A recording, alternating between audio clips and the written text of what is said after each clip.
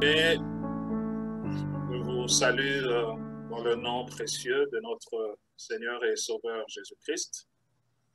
Je suis dans la joie de nous retrouver pour communier ensemble ce dimanche.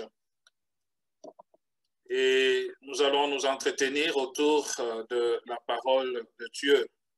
Et le thème que nous avons retenu ce matin, c'est intitulé de la sorte « Ne pleure pas ». Ne pleure pas. Je pense que en tant qu'humain, il nous est déjà arrivé de pleurer pour l'une ou l'autre raison. Et en effet, pleurer, généralement, c'est le fait de laisser des larmes s'échapper de nos yeux sous l'effet d'une émotion pénible. Nous pouvons pleurer donc suite à une émotion positive, telle que la joie, on dit pleurer de joie, à une émotion comme l'espoir, le soulagement. Quand nous sommes soulagés, nous pouvons pleurer.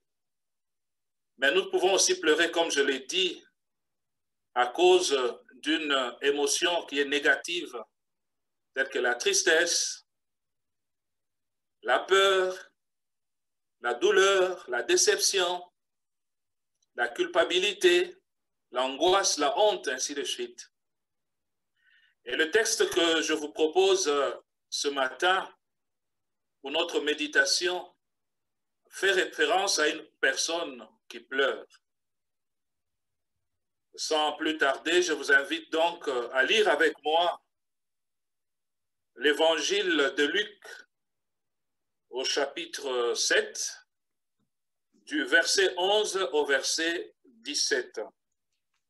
Donc Luc, chapitre 7, 11 à 17. Nous lisons au nom du Seigneur.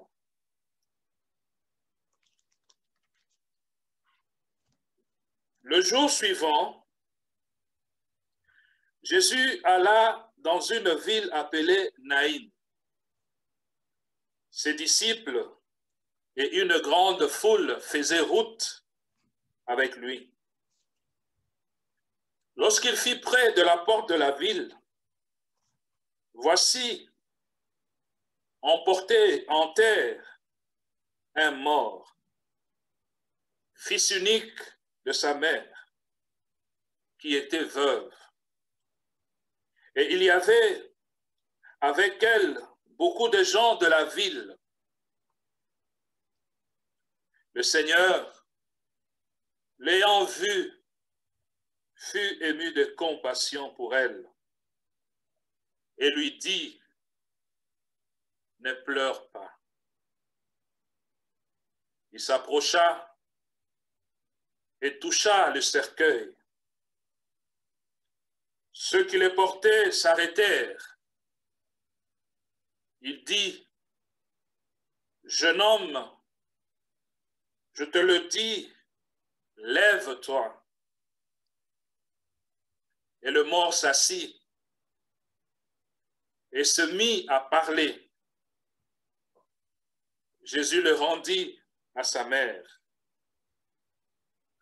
Tous furent saisis de crainte et ils glorifiaient Dieu en disant, un grand prophète a paru parmi nous et Dieu a visité son peuple.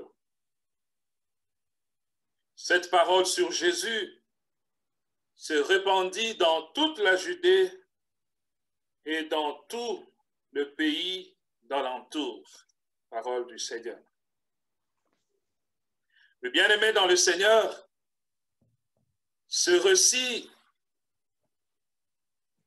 se déroule au lendemain de la guérison du serviteur du centenier romain. Si nous lisons à partir du premier verset de ce chapitre, on nous parle de cette guérison, de la foi de ce centenier romain. Et donc, l'auteur de cet évangile, qui est Luc, qui est le médecin, nous présente deux cortèges. L'un qui s'apprête à entrer dans la ville de Naïn, l'autre qui est en train d'en sortir. À la tête d'un cortège se trouve un défunt, un cadavre, fils unique d'une veuve. Et à la tête de l'autre cortège se trouve le vivant, le fils unique de Dieu. Naïn, c'est une petite ville qui se situe à une dizaine de kilomètres de Capernaum. Capernaum, la ville où a grandi Jésus. Et donc, c'est à la porte de cette petite ville que se croisent les deux cortèges. Et Jésus se rend dans cette petite ville, non pas parce qu'il aurait entendu parler de la mort d'un jeune homme ou même de la veuve, comme ce fut le cas de Lazare. Il y allait plutôt dans le cadre de l'exercice de son ministère, témoignant de la puissance de Dieu, comme la parole nous le dit. Il allait de ville en ville faisant du bien. Et c'était dans ce cadre-là. Et cette rencontre semble être un hasard. Seulement, au fond, nous savons qu'il n'y a pas de hasard dans le plan de Dieu. Dieu dirige toutes choses. Jésus se dirige donc vers le cortège. Normalement, à de pareilles circonstances, Jésus devrait, selon l'exigence de la coutume juive, se mettre respectueusement de côté pour laisser passer le cortège funèbre. Et je me rappelle, quand j'étais tout petit, les aînés nous disaient que quand tu vois un cortège funèbre, il faut carrément lui tourner le dos pour ne pas voir. C'était en fait un signe de respect tout simplement. Et nous voyons même quand il y a de ces cortèges funèbres, un policier ou bien un soldat qui rencontre, il se met debout, fixe, pour saluer ce cortège, un signe de respect. Et donc Jésus devait normalement aussi se mettre de côté, laisser passer le cortège pour l'enterrement. Mais nous voyons que Jésus a arrêté ce cortège. Et c'est comme s'il a violé la coutume. Mais nous voyons que Jésus ne le fait pas, non pas par le fait, non pas par défi, mais il arrête le cortège dans le but d'accomplir la volonté de Dieu. Et Jésus se dirige directement vers la veuve éprouvée. Il ne s'intéresse pas d'abord du sort du jeune homme qui venait de mourir à fleur d'âge. Son intention se focalise sur la veuve. Oui, la coutume à l'époque était d'enterrer le mort le jour même de son décès. Parce qu'il n'avait pas de chambre froide. Et si cela était possible, dans les heures qui suivaient son décès. Et ceci, c'est pour nous montrer, pour nous aider à comprendre, à nous imaginer le degré de peine qu'éprouvait cette femme, encore sous le choc du décès tout récent de son fils unique, et on devait aller l'enterrer. Oui, bien-aimés, nous le savons par expérience dans notre société, qu'enterrer un père, une mère, c'est quelque chose de difficile. Mais plus encore, enterrer un fils unique, en plus encore d'être veuve, là vraiment, nous voyons que la peine qui se dégage n'a pas de limite. Donc cette femme est doublement en détresse. D'une part, elle a subi 2 morts précoces, celle de son mari, et voilà aussi celle de son fils unique. On peut imaginer le vide douloureux qu'elle ressent. D'autre part, avec la mort de son fils, elle perd aussi le seul soutien matériel qu'elle a pour sa vieillesse. Et qu'elle allait désormais dépendre de la charité de la société.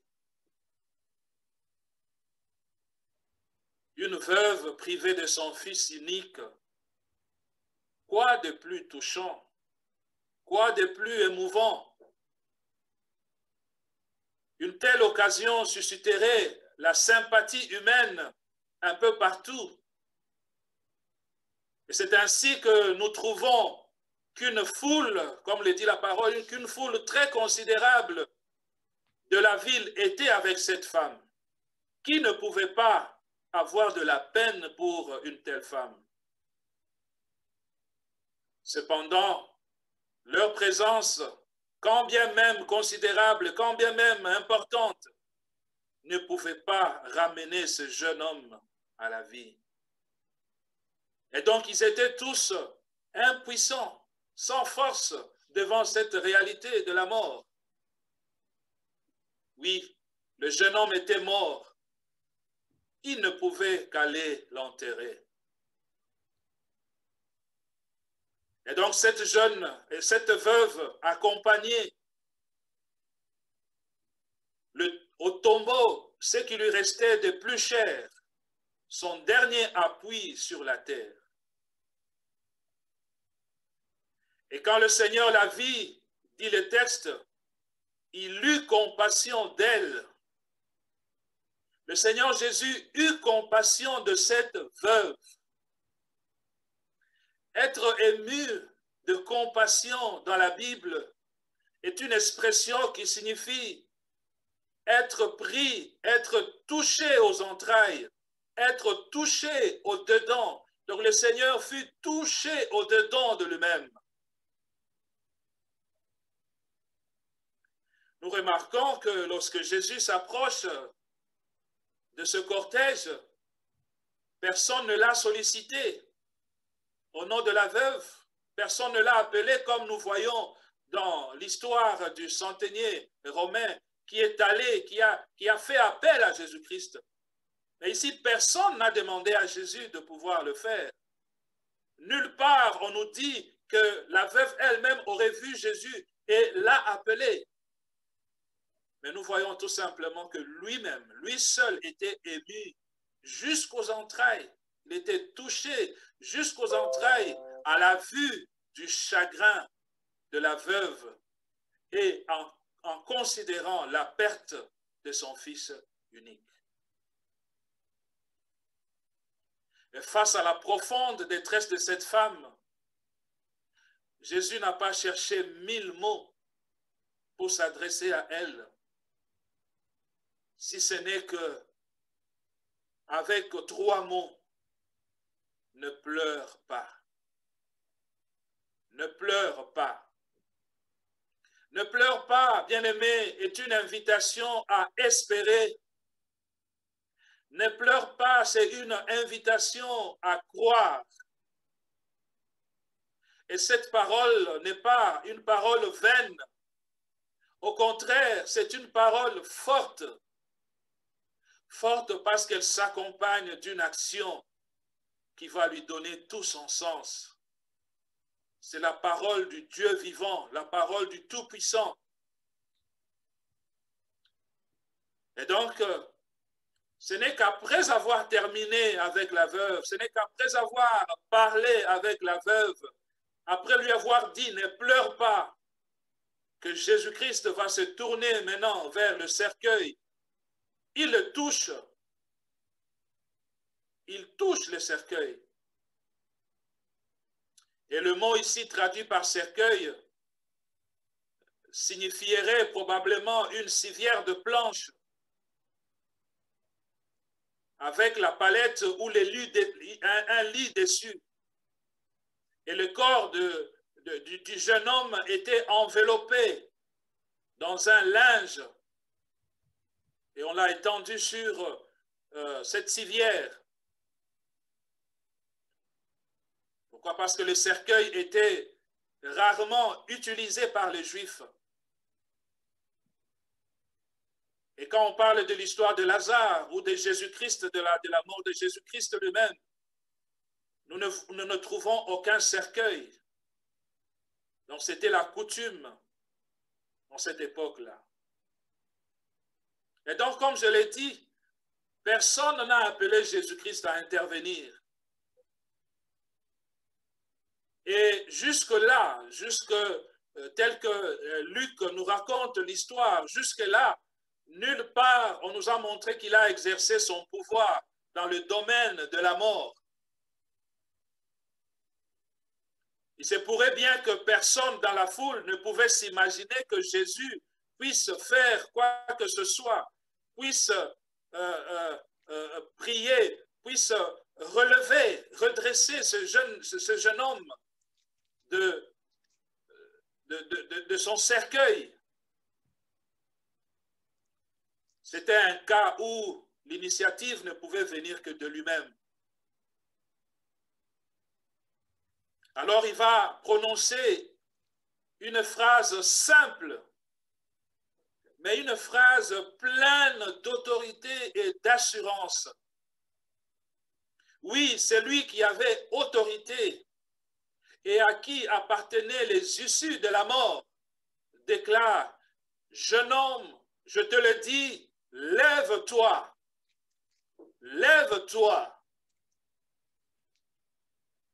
Et Jésus s'adresse pas à une personne vivante, mais à une personne morte.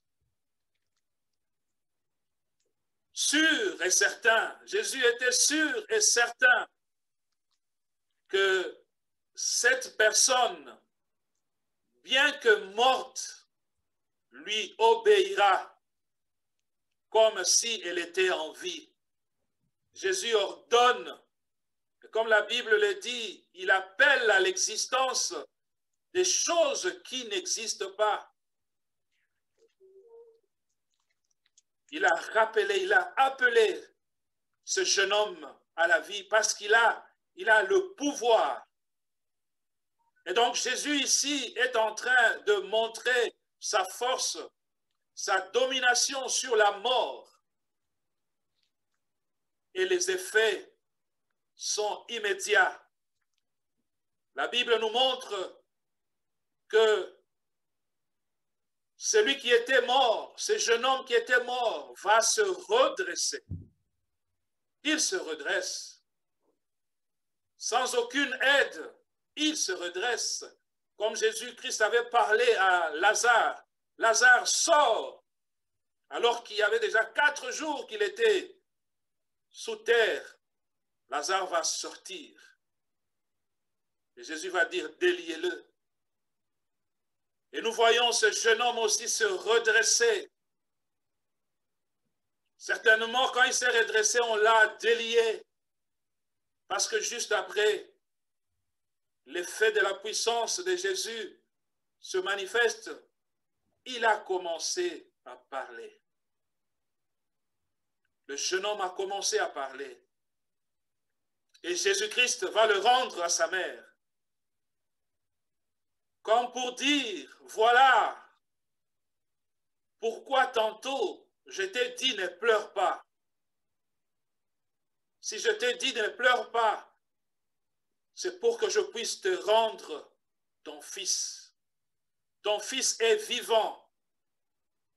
Que tes pleurs maintenant se transforment en chants dans les graisses.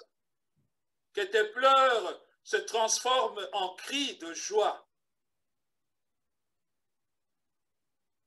Oui, bien-aimés dans le Seigneur, on peut observer que notre Seigneur a accompli dans son ministère beaucoup de miracles, beaucoup de prodiges, beaucoup de merveilles.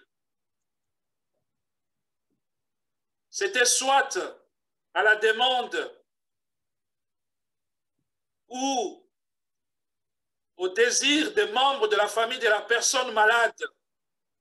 Il sollicite, comme je l'ai dit tantôt, pour se s'enteigner. Mais parfois aussi, c'était sur demande de la personne elle-même. Nous connaissons les cas, par exemple, des lépreux qui ont demandé à Jésus, qui l'ont supplié de pouvoir avoir pitié d'eux. Et parfois, c'est sur sa propre décision, c'est de son propre chef, par pure bonté que le Seigneur agit, et c'est le cas ici. Il a agi parce qu'il a eu compassion de cette dame.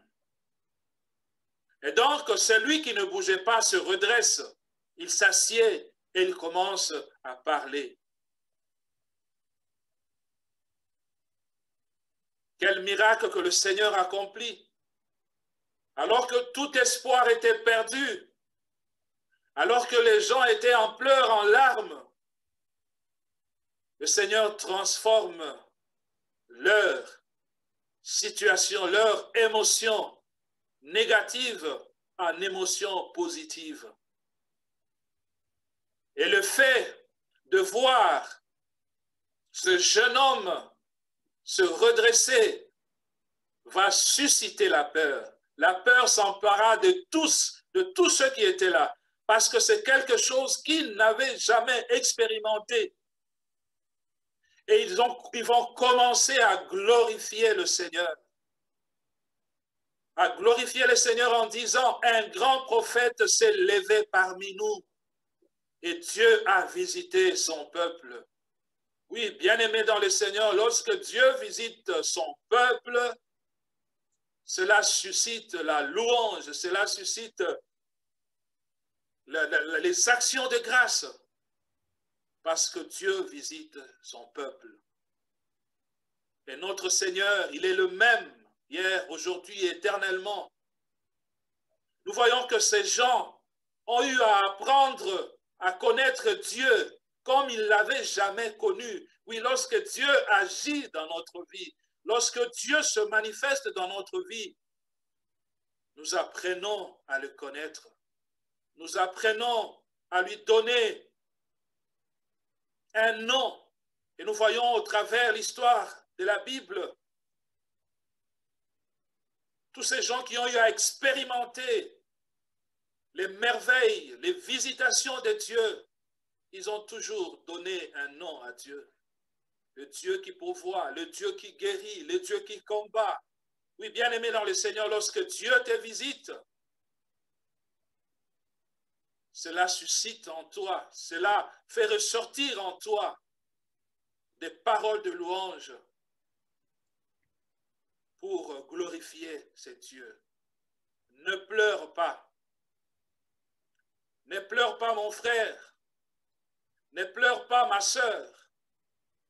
Certainement qu'il y a des choses, qu'il y a des situations qui te font pleurer, qui te font verser des larmes.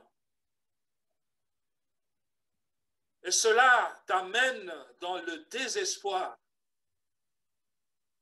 Cela t'amène dans la peur du lendemain. Cela te plonge dans la détresse, dans l'angoisse, dans la honte. Et tu ne fais que verser de larmes. Tu ne fais que pleurer comme cette veuve. Tu as perdu tout espoir. Car tu te dis, tout est consommé. C'est fini, je suis perdu. Comme cette veuve, tout était perdu pour elle. Elle n'avait plus d'espoir. Elle se posait certainement des questions de ce qu'elle allait devenir. Mais elle ne savait pas que le Dieu Tout-Puissant est près de ceux qui ont le cœur meurtri, qui ont le cœur en peine, ceux qui ont le cœur triste. Elle ne savait pas cela. Et ce Seigneur se manifestait à lui, à elle. Oui, la Bible déclare que Jésus-Christ est le même hier, aujourd'hui et éternellement. Cela veut tout simplement dire, bien-aimé dans le Seigneur, qu'il agit encore aujourd'hui comme il a agi hier, comme il a agi dans la vie de cette veuve, comme il a agi dans la vie de ce serviteur du centenier. Il est le même. Oui, il a ressuscité le fils unique de cette veuve pour démontrer aux hommes, pour nous démontrer, pour nous faire comprendre, bien-aimés, que tout pouvoir lui a été donné dans les ciels, sur la terre et sous la terre. Ainsi, aujourd'hui, bien-aimés dans le Seigneur, il peut changer ta situation. Il peut changer ta situation. Il peut changer tes pleurs en cris de joie. Il peut redonner vie à ce qui est mort en toi ou autour de toi. Il peut redonner vie à ta famille, à ta vie de famille. Il peut redonner vie à ta vie de couple.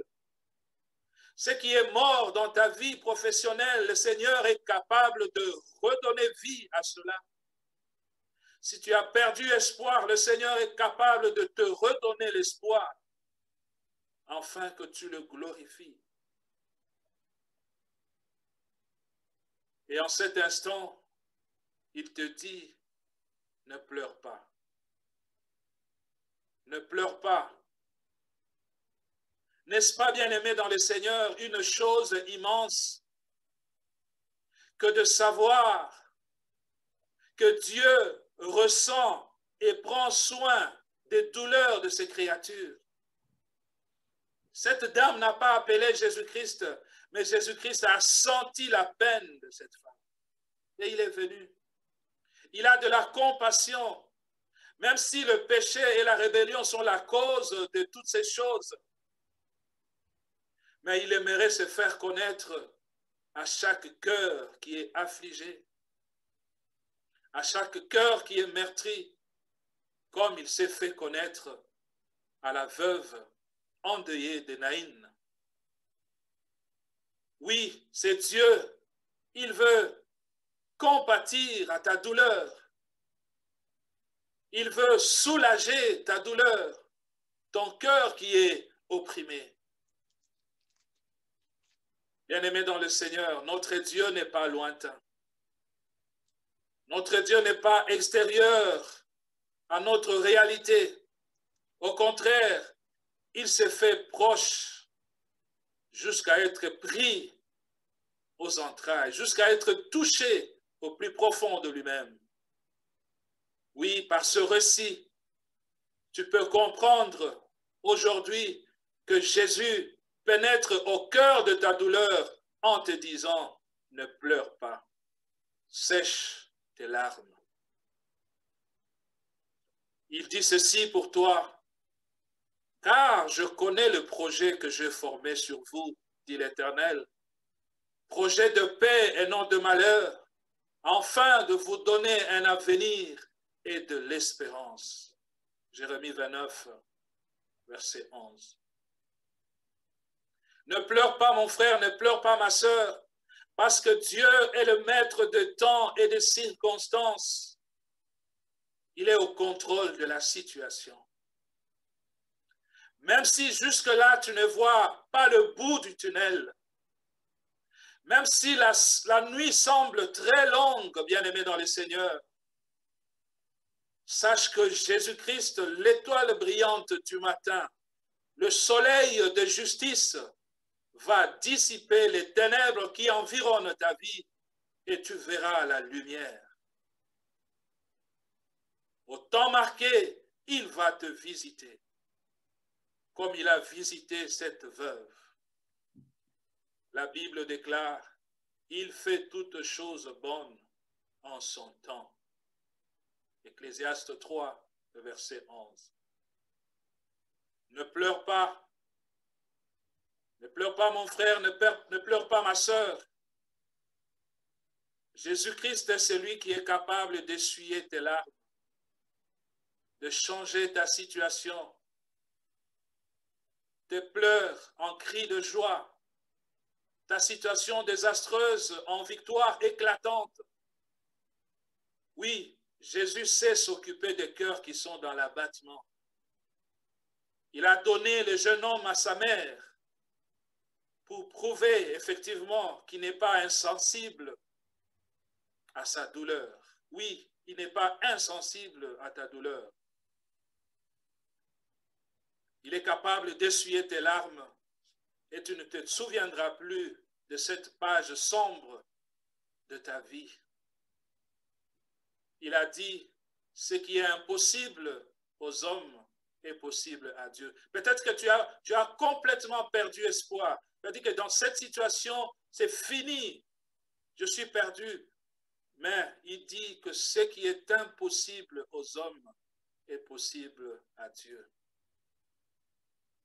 Ne pleure pas, car Christ est capable de te restituer ce que tu as perdu. La joie que tu as perdue, la paix que tu as perdue, Christ est capable de te le rendre. Oui, ne pleure pas, mon frère, ne pleure pas, ma sœur, parce que Jésus est la résurrection et la vie. Il dit, je suis la résurrection et la vie. Celui qui croit en moi vivra, quand bien même il serait mort. Oui, chers frères et sœurs, au-delà de ce que le Seigneur peut accomplir, peut faire pour nous en cette vie-ci, il a aussi préparé mieux que ce que nous pouvons recevoir aujourd'hui. Sa parole déclare dans Apocalypse 21, à partir du verset 3, verset 5, « Et j'ai entendu du trône une forte voix qui disait, voici le tabernacle de Dieu avec les hommes. Il habitera avec eux, et ils seront son peuple, et Dieu lui-même sera avec eux. » Et il ajoute, il essuiera toutes larmes de leurs yeux. Et la mort ne sera plus, et il n'y aura plus ni deuil, ni cri, ni douleur, car les premières choses ont disparu. Et celui qui était assis sur le trône dit, voici, je fais toutes choses nouvelles. Oui, bien-aimés, au-delà de ce que nous pouvons recevoir sur cette terre, le Seigneur nous a préparé mieux. Ainsi donc, cette parole nous invite à la foi, à croire, à faire confiance à notre Dieu. La foi en Dieu qui connaît notre situation. La foi en Dieu qui compatit à notre douleur. Oui, cette parole nous invite aussi à l'espérance. Ne pleure pas, nous invite aussi à l'espérance. L'espérance de vivre un jour, pour toujours, auprès du Seigneur, où nous passerons notre temps, non dans la douleur, non dans la peine, non dans les souffrances, non dans les pleurs, mais dans une joie qui est éternelle. Et pour vivre ces choses, gardons notre foi, gardons l'espérance. Que Dieu bénisse sa parole. Amen. Amen.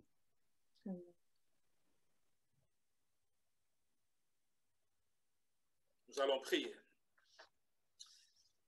Éternel Dieu, Père Tout-Puissant, nous te bénissons parce que tu es aussi près de nous, Seigneur, que nous ne pouvons l'imaginer. Peut-être par rapport à ce que nous vivons au quotidien, nous t'imaginons très loin de nous, loin de notre souffrance, loin de notre douleur, loin de nos peines. Mais ta parole, Seigneur, que nous venons d'écouter ce matin, nous démontre à suffisance que tu es toujours près de nous. Même si les ténèbres nous environnent, tu es là, Seigneur, tu ne nous abandonnes pas. Seigneur, nous voulons garder notre confiance en toi et dire avec le psalmiste que même dans la vallée de l'ombre de la mort, je ne crains aucun mal, car tu es avec moi. Ta houlette et ton bâton me rassurent. Oui, Seigneur, tu es toujours près de nous. Tu es le Dieu qui essuie nos larmes. Tu es Dieu qui nous redonne la joie, qui nous redonne la paix. Oui, Seigneur, je te prie pour mon frère, pour ma sœur, qui passe par des moments difficiles, afin que, Seigneur, comme tu as arrêté ce cortège, que tu arrêtes cette situation difficile dans la vie de mon frère et de ma sœur, et que par ton pouvoir, que tu puisses redonner vie à cette situation difficile. Merci, Seigneur, parce que tu ne nous abandonnes pas. Merci, Seigneur, car avec toi, nous avons raison d'espérer. Merci surtout, Seigneur, parce que au-delà de ce que nous pouvons recevoir de toi dans cette vie-ci, tu nous as préparé mieux. C'est de vivre dans la joie éternelle auprès de toi. Nous voulons garder, Seigneur, nos yeux fixés sur cette espérance. Bénis ta parole dans nos cœurs. Au nom de Jésus. Amen. Amen.